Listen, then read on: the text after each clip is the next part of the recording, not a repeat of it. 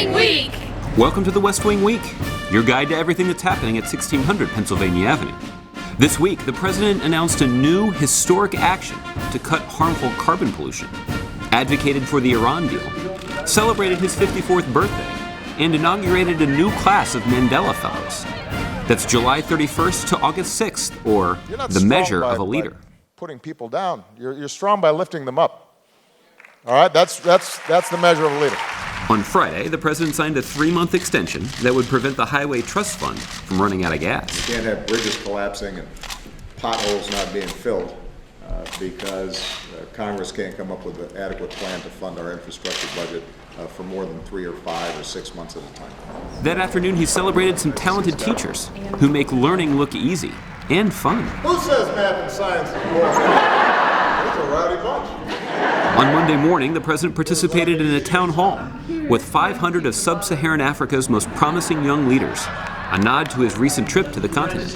Our hope is that 10, 15, 20 years from now, when you've all gone on to be ministers in government or leaders in business or pioneers of social change, that you'll still be connecting with each other, that you'll still be learning from each other, and that together you'll be reaching back and helping the next generation. That afternoon, the president announced the finalization of the Clean Power Plan, the biggest step our country has ever taken to fight climate change. We can solve this thing, but we have to get going. It's exactly the kind of challenge that's big enough to remind us that we're all in this together. Later, the president met with the folks who play an important role in keeping the trains running on time at the White House, our esteemed interns. Is that my birthday card? I like that.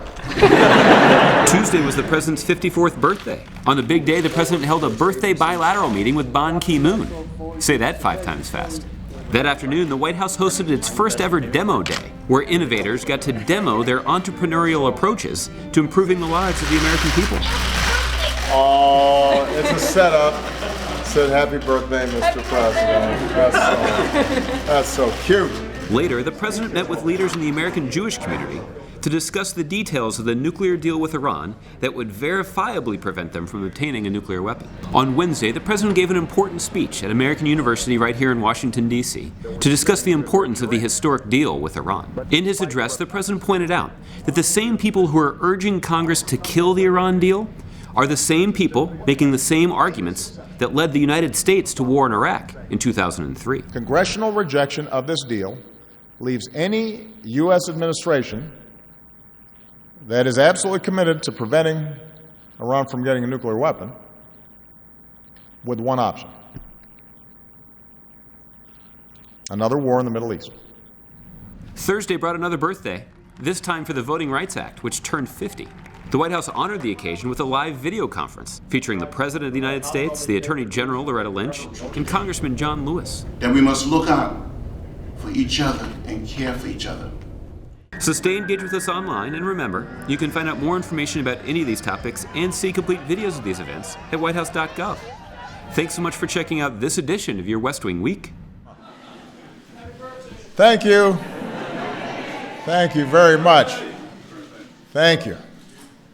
I'm so gray. But I feel good otherwise.